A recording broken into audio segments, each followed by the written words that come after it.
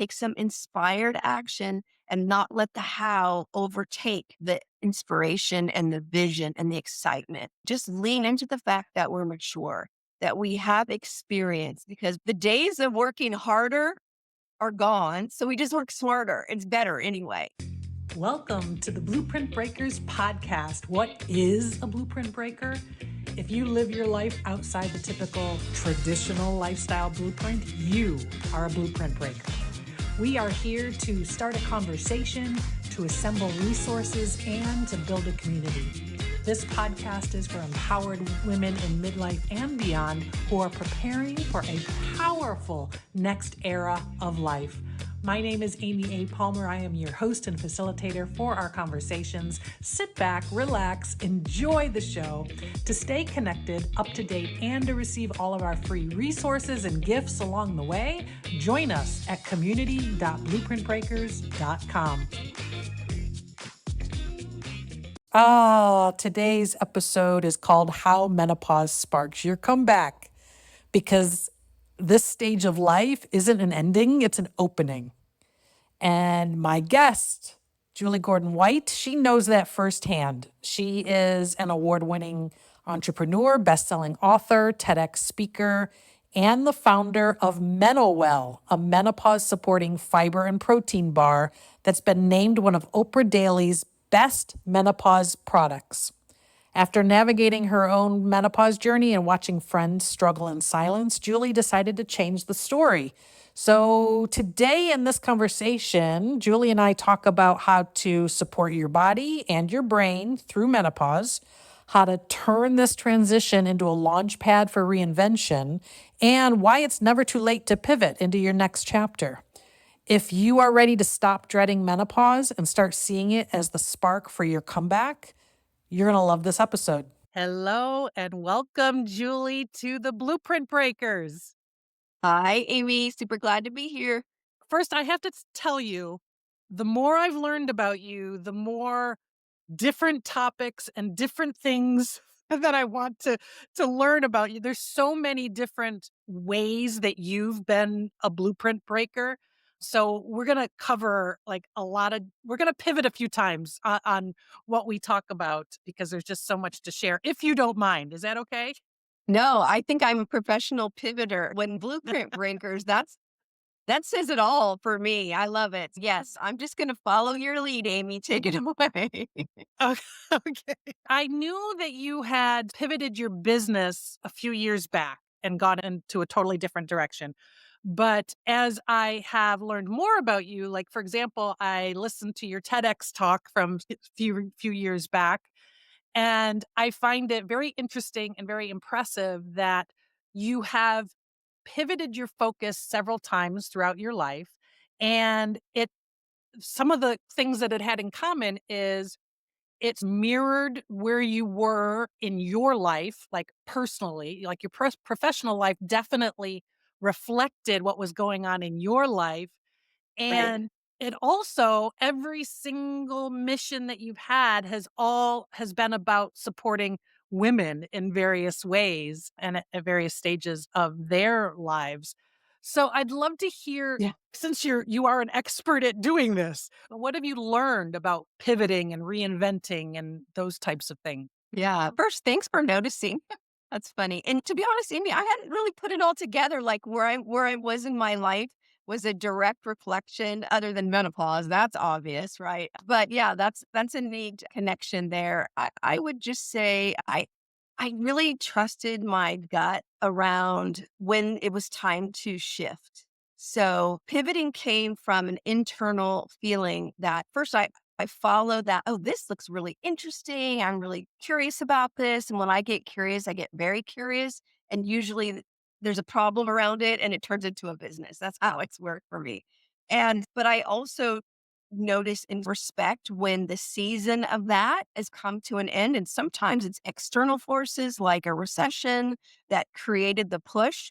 Because I do notice about myself that I know when it's time to sort of transition, pivot to the next thing, but I may not really be ready or want to do often the heavy lifting that's required to make a shift. But then the external forces come in and help make that happen. But it's all been, I will say, I had a lot of false starts in the beginning when I first started my transition from corporate life to entrepreneurialism, being an entrepreneur, even though I was always an entrepreneur as a little girl, selling stuff door to door. I just love the idea of giving someone something of value and then they give you money for it. That's so cool. How do I do that? But it was hard in the beginning. I didn't really trust myself. I didn't have a lot of confidence. So I would start something and then I would say, oh, that doesn't work. Or I would pivot really quickly because it was mostly that I wasn't confident in myself at the time. I guess the shorter answer is pivoting has come about from listening to my inner self when it's time to move on to the next season and feeling like I'm complete in what I'm doing. Hmm. All right. So let's hone in on the more recent pivots because your entrepreneurial journey, you started out with a boutique mergers and acquisitions firm and teaching people how to buy and sell businesses. I first sold companies. I sold companies for 10 years in that firm because I wanted, just like you Okay. said, Amy, I wanted to buy a business. I tried to buy a business. I didn't Mhm. get it. And so I'm like, Mhm. this is interesting. So how do I help other people buy and sell companies? So that's how I started that for 10 years and then shifted to how do I teach women entrepreneurs how to grow multi-million dollar businesses that are sellable? There you go. And Mhm. then came menopause. Then came MenoWell, yes, and which is a very different from my perspective, an outsider, like, looking in, it's a very different pivot because it's a consumer product company, it's a very different place to go. So I'd love to hear a little bit more about that decision to go from a service-based business to a consumer product business and how that all came about. Yeah.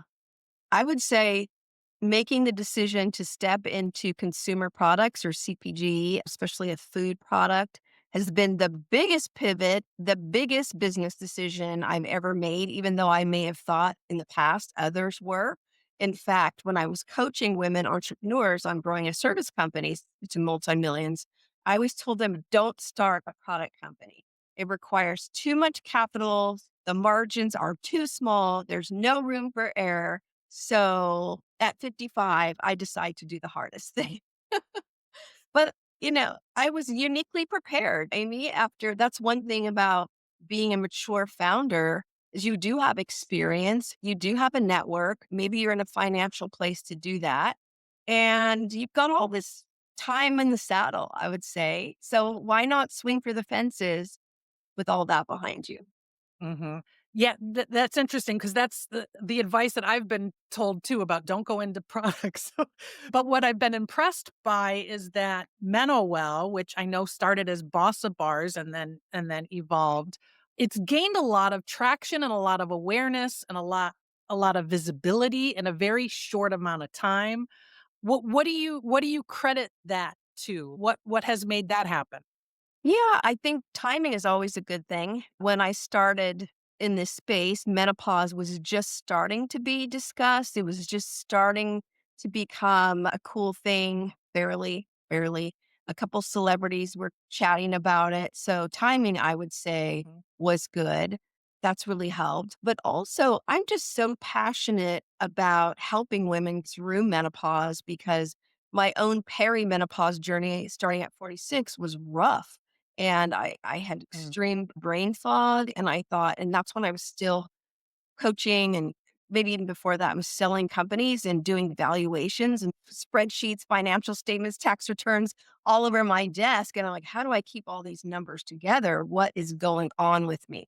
That, along with the idea of helping, and now the bars are really like a talking stick because if you're eating one or have one in your bag, then that can potentially open a conversation for you to speak to somebody else about it. So it's my passion around helping women so they don't struggle. Women have struggled through perimenopause and menopause. And so all of that has just made me want to be loud and proud about it. So I just decided Yeah. to, and the curiosity kicks in, right, Amy? So I want to learn as much as I can because I came from a pure business background. And now here I am stepping into menopause from a lifestyle perspective. and food. So I had, and then online selling, we're all e-commerce. So I had to learn three big new industries all at the same time. So the fastest way to do that is to talk to people who are experts. So let's do a show on Instagram called the Mena Lounge, and I get to interview all the people I want to talk to and learn really fast. And that's helped amplify the message as well. Awesome. Yes. So it, I know that it happened in parallel to, you've talked about your own struggle with the menopause middle or the meno middle. Um, Right. and so as you were having that struggle, what made you decide, one, to make a business around it, and two, to go the route of high fiber protein food bars? Yeah, that's such a great question because my mom had a hysterectomy at 42. So when I finally figured out what I was experiencing was the transition into menopause, because menopause is only one day, right? Everything ahead of it is perimenopause, which is actually very difficult because you don't know what is happening. Menopause is one day, and then we're post forever, as Dr. Sharon Malone likes to say. So in getting there, she told me hormone replacement therapy was not an option for me.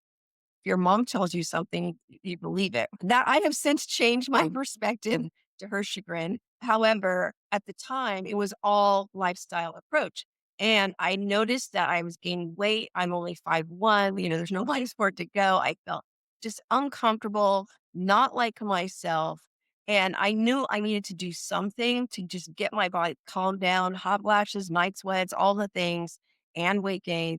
And so I just started doing some research, and what can I have? I had really major sugar cravings, Amy, and just I just wanted something sweet. And actually, this was COVID now. This is 2020 when this was all starting to percolate. And my adult sized sons had come home during COVID. So I was making treats for them, the mom I used to make. Used that mom. And I'm eating that stuff. No, this is not going to work. So, what can I have to satisfy my sugar cravings, maybe keep me full? That's when I started researching what I could have. And then I stumbled, like, oh, wow, there could be some ingredients that actually support my body in menopause as well. And that's when I landed on maca, which is a Peruvian root that helps balance blood sugar and hormones over time, right? It's natural, along with fiber and protein, high fiber and protein. All those three things together can just calm the bottom down, keep you full, satisfied, build muscle, all the good stuff. So that's how it happened. And so I made them in these little things, and it started to work for me. And so I was feeling full, I was feeling energetic, body calming down. So I started sharing them with the women in my little COVID pod, and they love them. And they said, "I think this is your next business." And honestly, Amy, I said, "No, not doing it." Yeah. Ah. Yeah. I'm glad you eventually said yes. I just had one for breakfast, by the Oh, way. my favorite I peanut butter. I have an empty wrapper The here peanut butter, somewhere. yes. That's Yes. the newest flavor, right? That I can relate to the sugar cravings, so it helps. They're real, and that fiber, it's such a compact little bar, only 150 calories, and it's high fiber. So you have a bar and some water or tea or coffee or whatever, and you are good to go for a good amount of time. It's 25% of your daily fiber in that one bar, and really supports our gut health during menopause, because keeping our gut biome calm and all the right things happening also speaks to brain health as well. So really important. You mentioned the mental lounge, which is another thing that I've noticed is that MenoWell has not been focusing just on, you don't just market your fiber protein bars.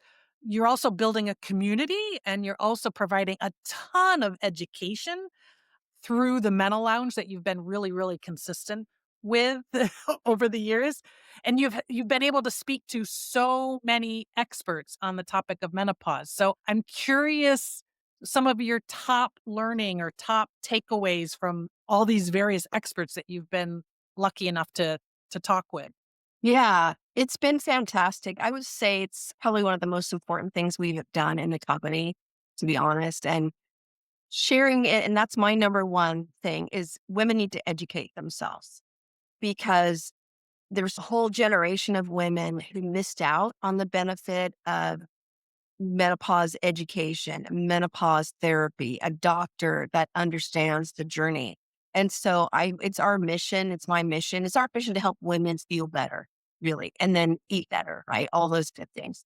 But feel better first. And it starts with education. So that's why the Meta Lounge has been so important to help share. And I love sharing the doctors and the books and the nutritionists and the fitness experts because I do know, I always say I play like a nutritionist and a doctor on Instagram only. All of my deep, deep, deep research that lifestyle, nutrition, exercise, those are our biggest levers. And that even hormone therapy, you can't get all the benefit out of it if you're not pulling those other levers too.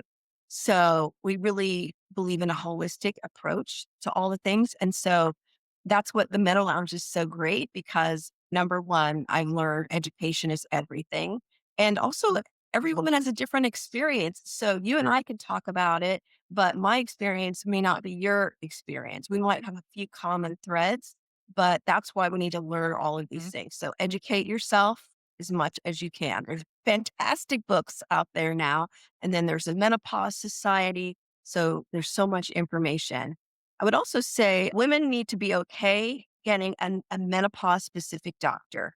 We get so bonded to our doctors. We're very loyal to our doctors. It feels like we're cheating or something weird if we have a separate doctor. But most doctors today don't have the education and training, no fault of their own about menopause. And so having a menopause specific doctor, I highly recommend it. It's A-OK. We have plenty of fantastic telemed companies out there now, MIDI Health, Alloy. There's so many, even local doctors, but that specialize in menopause. And then if you want to go to your insurance provider, have both. Double down. You deserve it. Right. So get a menopause specific doctor. And then I would say after that, share your experience. And that's a big part of what we do on the Mental Lounge and MenoWell. Share your experience so another woman doesn't have to feel alone. She doesn't have to suffer in silence. And it's the community that lifts us all up so we can just feel better. Just that alone. Sharing that you're going through the same thing or a different thing. I didn't know that was a thing. Frozen shoulder. I just thought I hurt myself in Ashtanga yoga, but I went frozen shoulder. So sharing and creating a community, huge, huge. Yeah. Yes, and that's great advice, and I personally had to go through 3 different doctors before I found one that I felt was hearing me and Yes. was helping me. Yes. It's really important, so that's great advice. Good for you because you didn't give You up, mentioned right? You just kept going until you found the right doctor for you. That's really important. Yeah. You mentioned in a recent Mental Lounge, you were talking about your personal experience and you had a little bit of a hindsight kind of a view on it because you said you started HRT at 58 and you had a lot of the foundation of the nutrition and the exercise and the sleep. But in hindsight, you wish you had been better, even better in those areas and that you had started the HRT sooner. I'm curious to hear like a little bit of the why behind that hindsight view. Yes. You had almost all of that right, except for the sleep. I still was struggling with sleep. My poor husband, he's still, after all these years, frozen out with the window wide open. I live in an older house, and so the hardwood floors make noise. Then that would wake me up. There's always something. And so, progesterone, which you take when you still have a uterus, when you're taking estrogen, helps you sleep. And that's what I was like, why didn't I know about progesterone? Like my favorite little thing.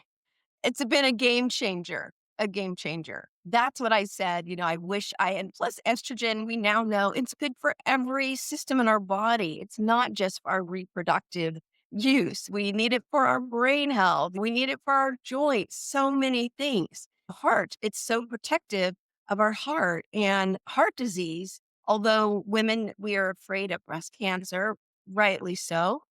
heart disease is the number one killer of women. And that is yet another reason to keep our estrogen levels, maybe not at exactly, when we were 35, but still have estrogen present in our system. I'm not mad at my mom, but I also would have considered in talking to my 26-year-old daughter to not be afraid when the time comes to start having that discussion with her doctor in her 40s, as soon as she starts to feel symptoms, and then not be afraid.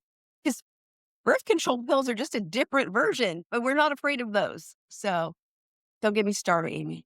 That is actually the first benefit that I noticed because I started on estrogen and progesterone last year, and the first benefit was sleeping through the night.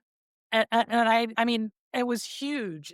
Just not waking up multiple times in the middle of the night was just like, what could start my day. It helped with the energy, like everything. So, I, Everything. It helps with the brain fog because sleep has a direct correlation to brain health, brain fog, also weight management. So it's just another part of all of the systems. So we really need to approach sleep first in a lot of ways. We kind of skip over it though. mhm. I also wanted to say congratulations for being named by Oprah Daily as a best menopause product. So that's a awesome thing. And you've also connected with a lot of very visible leaders and celebrities within the menopause space, Tamsin Fadal, Dr. Mary Clay Haver, and a lot more. I'd love to hear your thoughts on what you're seeing in the evolution as like media and these more visible experts are starting to take on this subject. How do you see that as playing a part in how we navigate this next season? Yeah, I think it's really, really important. And just I applaud Dr. Mary Claire, Tams, and others, Halle Berry, who are willing to put themselves out there. So, one, before nobody wanted to talk about it, it was still embarrassing, taboo, but their own experience, passion, and, with Mary Claire, how she will say often she wasn't a good OBGYN because she didn't recognize and understand menopause until she went through it. And then she's, I have to talk about it. I have to talk about it.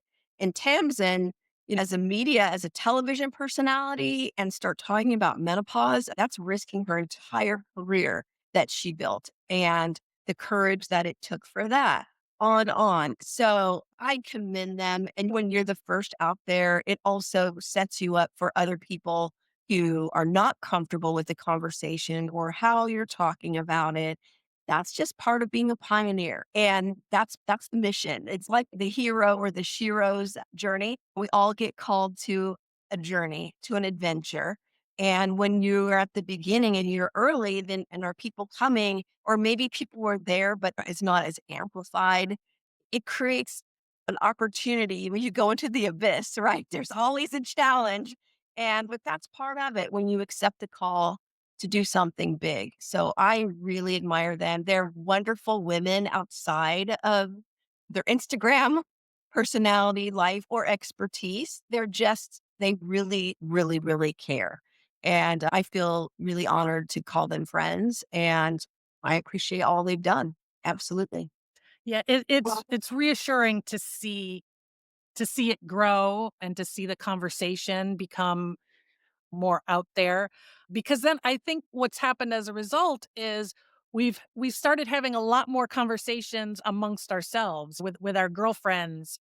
I don't remember my mother's generation having conversations about menopause, and Yeah. we are actively and openly talking about it. And with my younger friends, the ones that are just approaching perimenopause, the late 30s, early 40s, they're openly talking about it, and I wasn't at their age. I don't know if you were, but I wasn't. Oh, So I yeah. think that's it's a huge, huge step forward. So thank you for contributing to that as well. And same to you, Amy, because women like you, your audience that you expose this conversation to, we're opening the door for younger women so they don't have to suffer.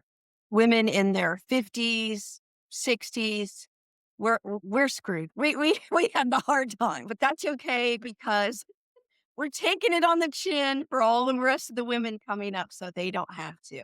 So it's really Yeah. important that we talk about it and share. So I love what you're doing to shine a light on the conversation. It's so important.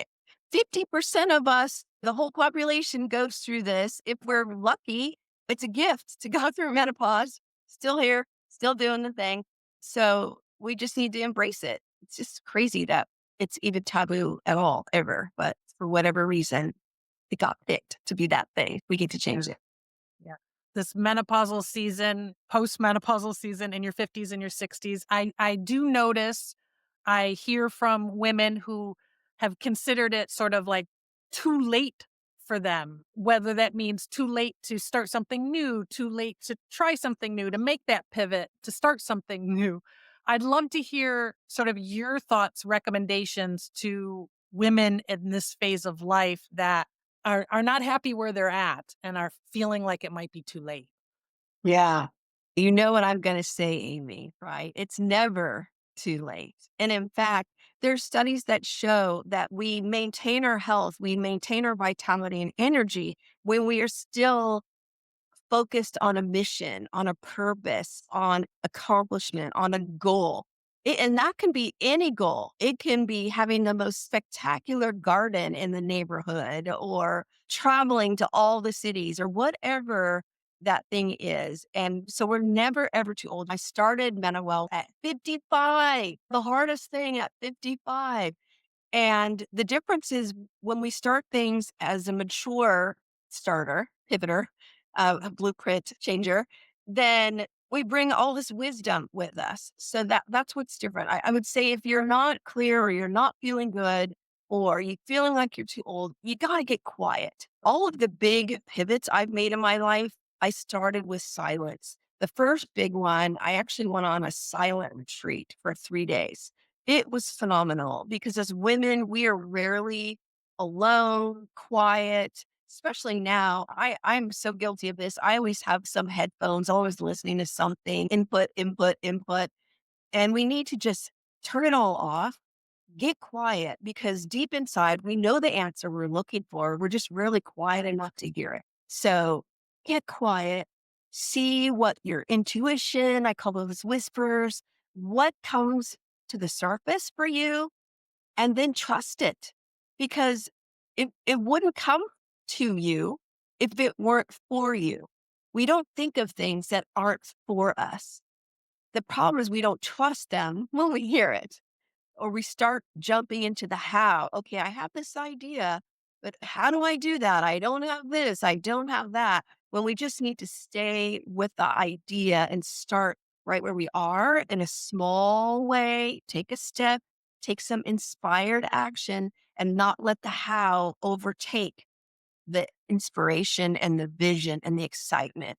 And if anything, just lean into the fact that we're mature, that we have experience, that we have networks, because the days of working harder are gone. So we just work smarter. It's better anyway. You get way more done without as much grief. So it's never too late. In fact, my girlfriend, Jen Markles, has a podcast called YNTFO, You're Not Too Effing Old, which Jen's the best. So if anything, it's actually the perfect time to start whatever's still stuck in your heart. Let it out, let her out, and let's water her, tell everybody, and then everybody can conspire to help you.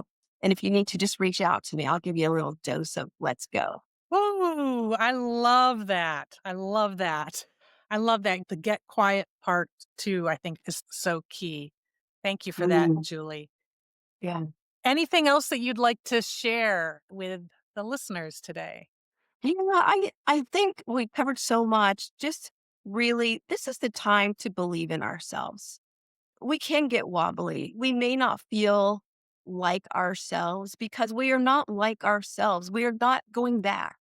We're always going forward. We're always changing, evolving. You and I today, just in this conversation, have shed probably millions of cells just sitting here. We've already changed and evolved. So if we can let go of trying to get back to who we were before perimenopause or menopause and embrace who we are now and who we're becoming, that's where all the juice is. That's where the joy is.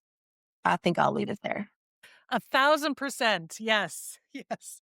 So I will be sure to put all the information in the show notes on how people can find you and how they can find these MenoWell bars. So thank you so much for your time today. I've really, really enjoyed this conversation. Thank you for having me, Amy, and all you're doing for women to inspire them to break their blueprint and go for what's next. Only goodness over there. Thank you for joining us for today's episode of the Blueprint Breakers podcast, How Menopause Sparks Your Comeback. And a very special thank you to my guest, Julie Gordon White.